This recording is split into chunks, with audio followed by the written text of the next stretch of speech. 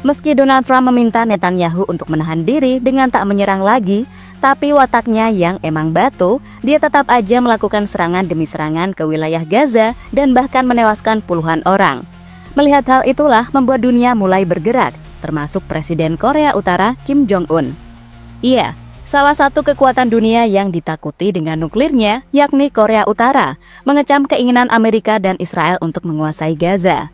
Korea Utara menilai bahwa keinginan Trump menguasai Gaza membuat dunia mendidih seperti panci bubur. Mereka juga menilai bahwa Amerika berada dalam delusi yang ketinggalan zaman untuk menguasai negara lain. Lantas apa yang membuat Trump akhirnya luluh dan meminta Netanyahu untuk tak menyerang Gaza lagi? Mari kita ulas selengkapnya.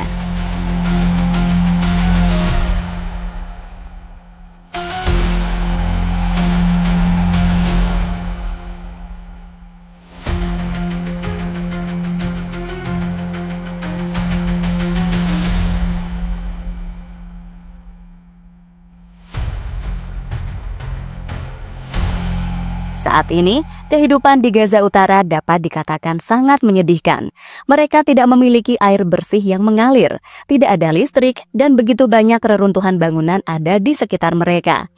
Menariknya, meski begitu, lebih dari 1,5 juta warga Palestina telah kembali ke daerah itu selama seminggu terakhir, di mana menurut laporan berbagai sumber maupun video-video yang beredar, sebagian besar bertekad untuk tetap tinggal dan membangun kembali kota mereka yang telah hancur. Maksudnya mereka menolak usulan Trump yang ingin menggusur mereka dari tanah Palestina dan mengulang peristiwa 1948 yang disebut Nakba, di mana saat itu 750.000 warga Palestina harus diusir dari tanah mereka sendiri akibat pembentukan negara Israel.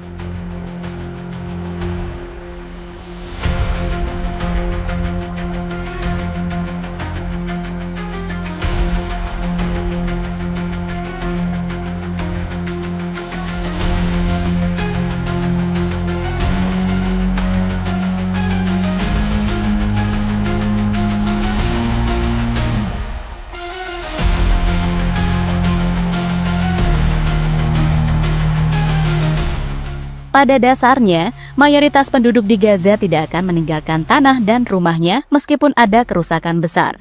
Menurut mereka, semua yang terjadi di Gaza tak membuat mereka berniat untuk hengkang. Dan mereka akan tetap tinggal di sana meski harus melewati hidup yang sangat sulit. Namun sayang, ketenangan mereka saat gencatan senjata tengah terjadi, lagi-lagi harus diganggu oleh Donald Trump dan Israel. Saat Trump mengumumkan bahwa mereka ingin memiliki Gaza dan akan mendorong warga Gaza untuk keluar dari tanah mereka ke negara lainnya seperti Yordania dan Mesir. Awalnya, rencana Trump ini mendapatkan penolakan keras dari negara-negara dunia, termasuk Yordania dan Mesir. Sebelum akhirnya baru-baru ini Presiden Yordania King Abdullah menjadi pemimpin negara Arab pertama yang diundang Trump ke Washington DC, di mana dalam pertemuan tersebut King Abdullah seolah mendukung sosok Donald Trump. Kenapa ya? Kayaknya ditekan Amerika nih. Mr. President, I truly believe that with all the challenges that we have in the Middle East, that I finally see somebody that can take us across the finish line to bring stability, peace, and prosperity to all of us in the region. And it is, I think, our collective responsibility in the Middle East to continue to work with you, to support you, to achieve those lofty goals. So I'm very delighted to be here. And as you said, sir, we've got some very interesting discussions ahead. Very good. Very good. Thank you very much. Melihat pergerakan dan rencana besar Donald Trump untuk menguasai Gaza inilah, negara-negara dunia mulai kembali menunjukkan dukungannya pada Palestina. Mulai dari Yaman yang sudah menyiapkan serangan khusus di 3 titik wilayah vital milik Israel.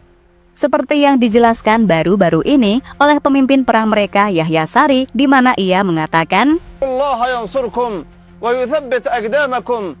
Sadaqallahul azim. انتصارا لمظلومية الشعب الفلسطيني ومجاهديه وردا على جريمة الإبادة الجماعية التي يقترفها العدو الصهيوني بحق. Selain Yaman dan Houthi yang memberikan tekanan kepada Israel, Korea Utara baru-baru ini juga dilaporkan memberikan reaksi keras kepada Donald Trump dan Amerika atas rencana menguasai Gaza. Dikutip dari Al Jazeera, Korea Utara menyebut jika rencana Trump untuk mengambil alih Gaza adalah pembantaian dan perampokan. Korea Utara juga mengatakan bahwa Amerika tengah berada dalam hayalan yang sudah ketinggalan zaman, hayalan untuk melanggar martabat dan kedaulatan dari bangsa-bangsa lain. Trump memang kejam teman-teman. Saat terbaru ia juga mengancam bahwa akan menjadikan Timur Tengah menjadi neraka.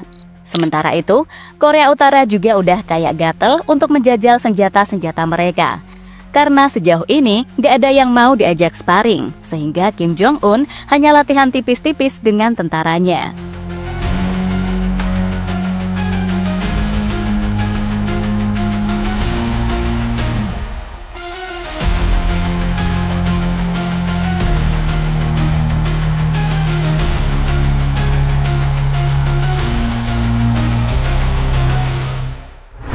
Gaza masih belum aman. Saat ini situasi di Gaza semakin tegang setelah pada Senin yang lalu Hamas menyatakan tidak akan lagi membebaskan tawanan Israel sebagai bagian dari gencatan senjata dengan alasan bahwa Israel telah melanggar perjanjian yang disepakati sebelumnya. Israel masih melakukan penembakan di wilayah Gaza dan tak mengizinkan banyak bantuan masuk ke kota Gaza. Di sisi lain, mendengar hal itu, Israel melalui Netanyahu telah memerintahkan militernya untuk bersiap melakukan serangan. Benjamin Netanyahu menyebut akan ada pertempuran jika Hamas tidak memenuhi batas waktu yang ditetapkan. לאור הודעת החמאס על ההחלטה שלו להפר את ההסכם ולא לשחרר את החטופים שלנו, הנחיתי אמש את צה"ל לצבור כוחות בתוך רצועת עזה ומסביב לרצועת עזה. Jika pada akhirnya gencatan ini terjadi, maka yang paling menderita jelas warga Gaza. Gimana mungkin warga biasa harus menghadapi serangan-serangan rudal dan tembakan tiap hari? Trump juga baru-baru ini telah mengirimkan bom-bom besar ke Israel yang seolah menjawab ucapannya jika akan membuat Gaza jadi neraka. Pertanyaannya sekarang, siapa yang bisa menghentikan ini? Diskusi negara-negara Arab diyakini akan segera terjadi dalam beberapa waktu ke depan. Dan semoga aja ada solusi terbaik sehingga warga Gaza tak lagi dalam penderitaan.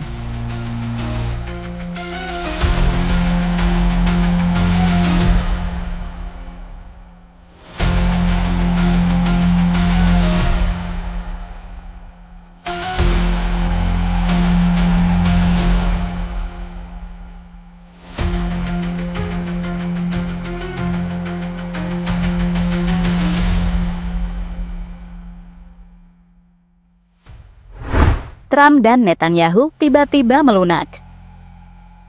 Sementara terbaru, gak ada angin, gak ada hujan. Donald Trump secara tiba-tiba mengatakan sekaligus memperingatkan Benjamin Netanyahu untuk tak lagi mengganggu ketenangan para penduduk Gaza. Di mana dia berjanji dalam 20 hari ke depan tak akan ada lagi bom-bom dan rudal-rudal menghancurkan kota-kota di Gaza. Very fun, but he wants it to. I will say he's coming here next. He wants to end it too. You know, like you got to end this now. You got to strike a deal. Well, he wants to. I can tell you, he wants to, and I think we'll have it. I think we'll have a deal next week. Sementara itu, Perdana Menteri Israel Benjamin Netanyahu mengatakan bahwa berakhirnya konflik bersenjata dengan Iran membuka peluang baru bagi negaranya, termasuk upaya memulangkan sandera yang masih ditahan Hamas di Gaza. Pernyataan ini disampaikan saat mengunjungi fasilitas dinas intelijen Sinbad pada Minggu, beberapa hari setelah Trump mengumumkan lewat media sosialnya terkait potensi gencatan senjata di kantong Palestina itu. Seperti yang mungkin Anda ketahui, banyak peluang yang telah terbuka sekarang setelah kemenangan ini. Pertama-tama, untuk menyelamatkan para sandera. Tentu saja, kita juga harus menyelesaikan masalah Gaza untuk mengalahkan Hamas. Tetapi saya memperkirakan kita akan mencapai kedua tugas itu, ujar Netanyahu dalam pernyataan resmi seperti dikutip dari Reuters.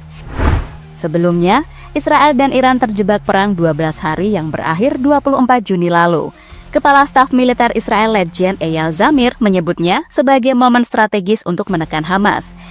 Sementara itu, penundaan sidang korupsi Netanyahu oleh Pengadilan Distrik Yerusalem memunculkan spekulasi bahwa Israel tengah fokus pada diplomasi pembebasan sandera. Penundaan ini dikabulkan atas alasan keamanan dan diplomatik yang dirahasiakan. Presiden Amerika Donald Trump pun juga menyatakan bahwa sidang tersebut bisa mengganggu upaya negosiasi Netanyahu. Trump mengatakan pada Sabtu bahwa Netanyahu tengah merundingkan kesepakatan gencatan senjata dengan Hamas, meskipun belum ada rincian resmi dari kedua pihak.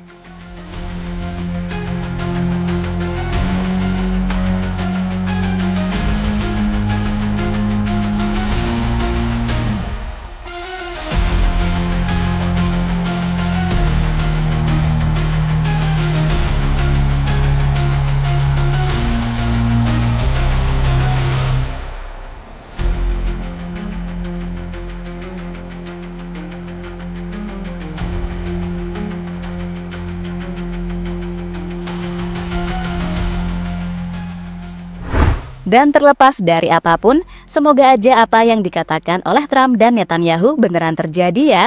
Kasian banget lihat para penduduk Gaza diperlakukan seperti itu. Gak bisa bayangkan kalau kita semua berada di sana. Hidup di bawah langit-langit gedung yang runtuh gak bisa tenang setiap hari karena rudal-rudal Israel. Dan tentunya kekurangan makanan karena genosida yang dilakukan oleh para Zionis.